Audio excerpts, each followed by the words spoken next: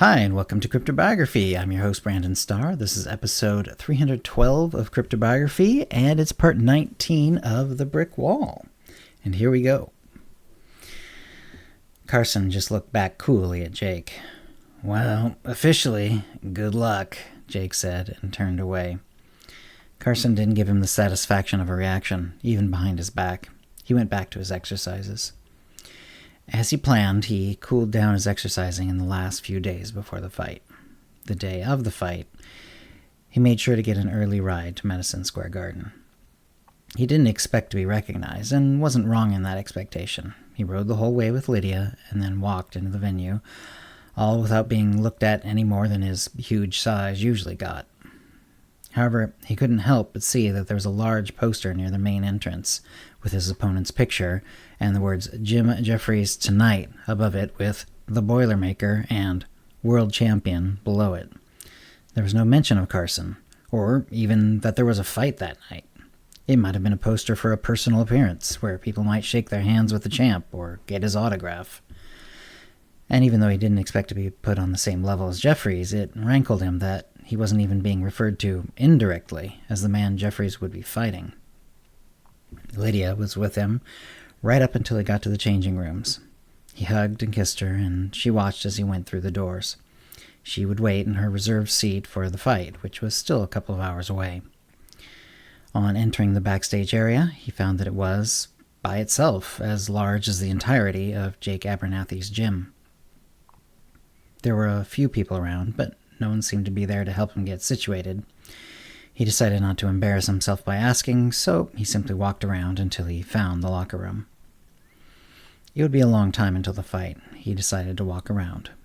People gathered, and the stadium started to hum with activity.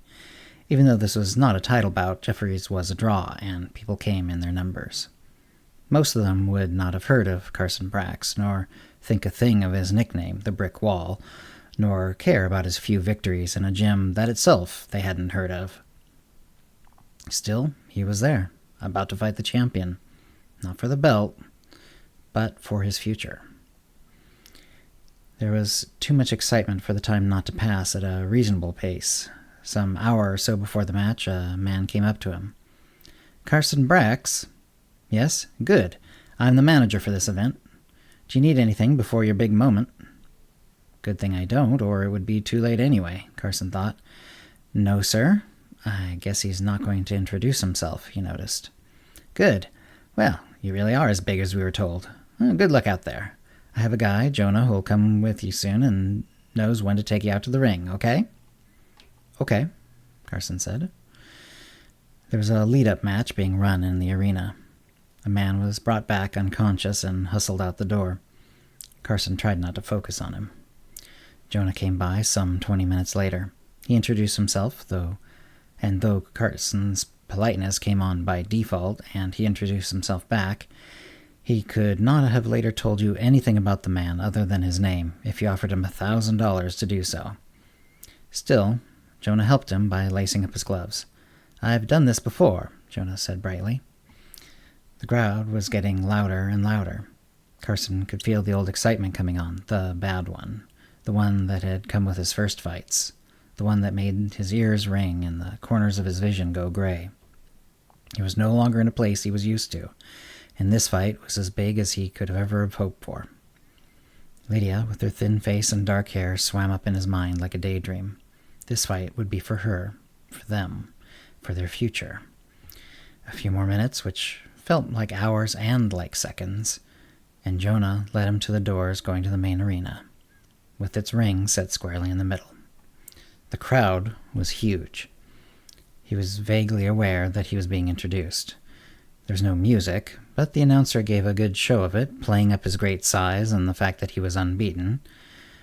The crowd roared, not so much with support of him, but just for the general excitement that the main fight was about to start.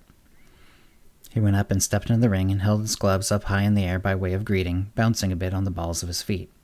The crowd rumbled, but did not actually cheer him. He could hear a single high yell that was Lydia. At least they're not booing me outright, Carson thought. Then a band struck up. Some march or other played brightly, and the crowd roared. The announcer, even with a megaphone at the ready, had trouble making himself heard over the din. Some doors on the far side popped open, and the crowd really went into a frenzy. Jim Jeffries came rolling into the room, looking every bit the champion he was. Muscular, quick, tough-looking, Carson knew he was in for it. The crowd screamed, and so the announcer held off for a few seconds. The instant the noise started to diminish, he announced the champion. But as soon as he started doing so, the crowd started up again, and Carson didn't hear a single word until, screaming at the top of his voice, the announcer cried, "Jim the Boilermaker Jeffries!"